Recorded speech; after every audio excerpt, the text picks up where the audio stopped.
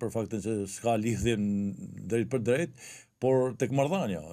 Po diskutojmë që Partia Demokratike nuk ka marrëdhënie të sinqerta, nuk ka marrëdhënie institucionale me aleatët, dhe kjo është një minus shumë i madh për të, megjithëse unë i kam bërë disa herë publike edhe kritikat e mia, vërejtjet e mia për propozimet, agoninë e opozitës që po tregohet në raport me edhe me mazhrancën, por edhe me qytetarët, në fundit opozita i takon që kërkojnë standarde në politikë, pra të vendosin standarde demokratike dhe jo të shohin pjesën e komfortit të saj politik, duke bërë shpeshherë pazare edhe me Partinë Socialiste edhe me zotin Rama, si për reformën zgjedhore, ashtu edhe për reformën territoriale. Unë i shoh, i ndjej, i kuptoj që nuk është hera parë që e bëjnë këtë lojë, bëjnë sikur gjoja po kësa fyten në një kohë që kanë ra dakord në parim që të dëmtojnë pluralizmin, pengojnë forcat e reja politike që të përfasohen dhe thesin përpara, dhe kjo është një skemë dhe një lojë e pisë të sparit tek Partia Demokratike, si partia më e madhe e opozitës, pra një parti që nuk kërkon standarde për vendin, që nuk kërkon standarde demokratike dhe plurale, por përpiqet që ta mbyllin sistemin bipolar, kuptohet, duke pas peshën dy parti politike, të cilat për fatin e keq edhe ato nuk janë asnjëherë prej tyre demokratike, pra nuk kanë demokraci të brendshme as Partia Socialiste, as Partia Demokratike në pjesën esenciale të tyre, si në pjesën e leadershipit, të zgjedhjes, në pjesën programore dhe të alternativave. Zotin Doke, ju thoni që ata kërkojnë që të jenë bipolare në këtë sistem, por pse Partia Demokratike do që të dëmtojnë në një farë forme partitë e vogla, duke qenë se një pjesë e madhe tyre janë aleat me Partinë Demokratike? Kjo është interesi i saj politik. Madje ne kam thënë haptas zotit Berisha, qartësit edhe në mënyrë publike, që mund të thojnë interesat e veta politike edhe në raport me ne. Por Partia Demokratike bën strusin, pra bën gjoja sikur është pro një kaze, bën gjoja sikur është për ndryshimin e sistemit, dhe një kohë nëpërmjet marrëveshjeve të fsheta ka një produkt, gjithmonë një produkt tjetër që e ka zënë fillin që në 2008, pra akoma sistemi 2008 është problemi i gjitha problemeve që kanë ndodhur në Shqipëri në këto vite. Pra është deformimi i votës, deformimi i përfaqësimit, vjedhja e votës, qëtësimi i saj, pikërisht për atij ndryshimit të sistemit. Dhe këto thonë ai votën zgjedhjet. Jo, zgjedhjet i humbin to. Për faktin që kanë një sistem dëshkues për të djathtë, është një sistem antikushtetues, është një sistem që deformon votën, deformon përfaqësimin e votës së qytetarëve shqiptar dhe dëmton pluralizmin. I pengon edhe forcat politike të reja dalin. Patëm në një forcë politike mori 100.000 vota, që në bazë për llogaritjes së mandateve i bie që të ketë 10 deputet në Kuvendin e Shqipërisë dhe ka vetëm një të tillë. Pra këto janë mekanizmat pengues që këto i kanë bërë me ligj. Pra këto e vjedhin votën me ligj për partitë e tjera, pastaj ka shafytën njëra me tjetrën se kush kontrollojnë më shumë territor dhe vota. Pra, duke parë në këtë sens Partia Demokratike është treguar gjithmonë liçare, madje është përpjekur që edhe fajin të kalojnë të aleatët edhe për disfatet e veta elektorale, kjo ka qenë akoma me turpshme. Zotin Doke, ju referuat të 2008-s ku ndodhen ndryshimet kushtetuese për sistemin zgjedhor. Në 2017 po ashtu kishte një marrëveshje mes zotit Basha atëherë dhe zotit Rama për të asimiluar në një farë forme atë që gjithmonë kishte qenë kingmakeri LSI-ja dikursh me Partia e Lirisë sot, po në 2008 dhe në vazhdim mendoni që ka pasur një marrëveshje të pashkruar dhe ishte krijuar një ide në publik që partia kryesore politike do qeveriste 2 mandate, pra bëj rotacioni pas çdo 2 mandatesh? Pa diskutim që Rama ka luajtur me këtë tezë, i ka mashtruar më tepër.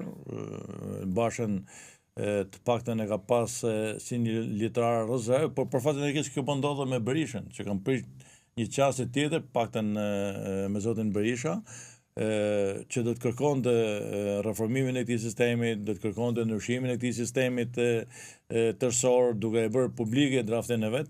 To bëjnë vetëm demagogji, lore fjalësh. Madje unë kam draftin e tyre, jo zyrtarisht për i tyre, se këto janë edhe tinxarë, mendojnë që nuk ka rrjedhë informacionit, i kam të dy draftet dhe nuk ndryshojnë nga njëri tjetri. Pra janë 5% ka ndryshim drafti i Partisë Socialiste me draftin e Partisë Demokratike edhe për reformën territoriale. Pra duke parë në këtë sens, pazari 2008 vazhdon. Pra të dyja janë të interesuar që ta mbajnë këtë sistem bipolar, të dëmtojnë tjerët nëpërmjet mekanizmave bllokues ligjor, por edhe me kontrollin e votës. To akoma ne jemi i vetmi vend që monitorojmë e kontrollojmë procesin me militantët e partive politike. Thënë kjo, edhe Partia Demokratike ka patonazhist, siç ka dhe Partia Socialiste? Po diskutim që ka, jo në atë formën që i ka Partia Socialiste, se Partia Socialiste i ka kthy si gjys spionash, që ato vinë që do të dinë që edhe çfarë bëjnë qytetarë shqiptarë, ku punojnë, çfarë interesash kanë, çfarë kërkesash kanë, ju bëjnë presion në shumicën e rasteve. Partia Demokratike nuk i ka këto, të kësaj natyre, por i ka ato që marrin pjesë në komisionet e votimit. Po realisht janë militantët partijak që marrin pjesë në komisionet e votimit, që në grabisin edhe votat tona, partive aleate, që bëjnë pazar me komisionet e Partisë Socialiste, kur Partia Demokratike humb, pastaj ato i lirojnë edhe ukshurët e tyre dhe i japin vota pa limit, duke i rritur në mënyrë artificiale edhe mandatet e Partisë Socialiste, pikërisht për këtyre interferimeve që bëhet, që kur shikojnë që partia e tyre humbi, ato përpiqen që sigurojnë ndonjë pazar apo ndonjë mbështetje nga pushteti në këto. E kanë kthyr si vend pune. Pra, antari i komisionit të votimit, si të majtit dhe si të djathët, e kanë permanente, një vend me njëri tjetrin, bëjnë pazare, kanë misi, kuptohet mbi korricjen e përfasimit të qytetarëve, mbi votën e lirë dhe pa diskutim edhe mbi korricjen tonë si aleat. Zotin Doka, ju thatë që i keni të dyja draftet, si të Partisë Socialiste ashtu dhe të Partisë Demokratike, ka rrjedhje informacioni, thatë ju, do të shkohet sërish për të zbuluar në një sistem si që jemi aktualisht majoritar, apo do shkojmë në një sistem proporcional sa i takon sistemi zgjedhor? Këto nuk ndryshojnë fare sistemin. Këto bëjnë gjoja si kur po kërkojmë. Pra këto do ta marrin një sistem të tillë, mund ta përsosin akoma edhe me tej të vendosin barriera penguese, por jo për ta shiruar. Pra përpiqen kasavytën në sytë e publikut, gjoja sikur nuk janë dakord, ashtu siç po bëjnë edhe tash për reformën territoriale, një kohë që Partia Demokratike nuk ka një draft publik. Sa mendojnë ato se është numri i bashkive në Shqipëri. Pra kjo është pjesa demagogjike, kjo është pjesa me pisë, mund të them madje, për faktin që një parti serioze opozitare e djathtë me disa alat që ka një peshë goxha të madhe edhe në raport me mazhrancën në aspektin e mbështetjes plurale të gjithë Shqipërisë, do ta bëjnë publik draftin e saj. Spari duke e konsultuar me ne si alat dhe s'dyti me qytetarë, është shumë e rëndësishme që të ketë një debat që ta shohin realisht qytetarët se opozita ka një qasje tjetër ndaj shërbimeve tyre.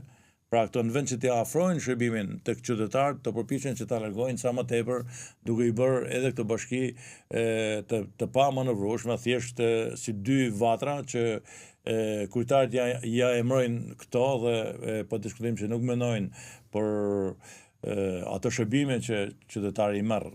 Kuptohet që sa më të vogla t'jenë njësitë, as më tepër rritet cilësia e shërbimeve, përkushtimi i kujtarëve të bashkive. Janë njerëz që jetojnë me hallet e komunitetit.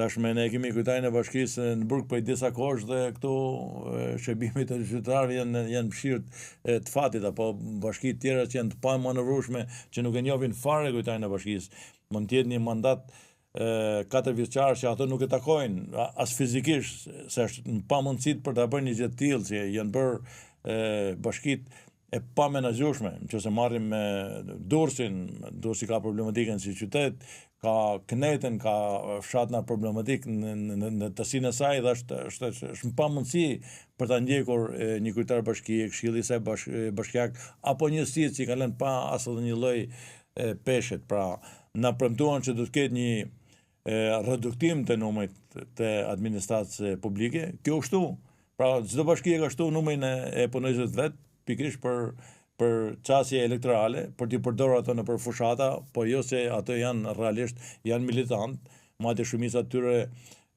nuk janë as profesionista fare. Pra, thjesht që janë të antarë një partije politike, ato futen, marrin rrogën nga taksat e qytetarëve shqiptar dhe i shërbejnë partive reciproke nëpër fushata elektorale.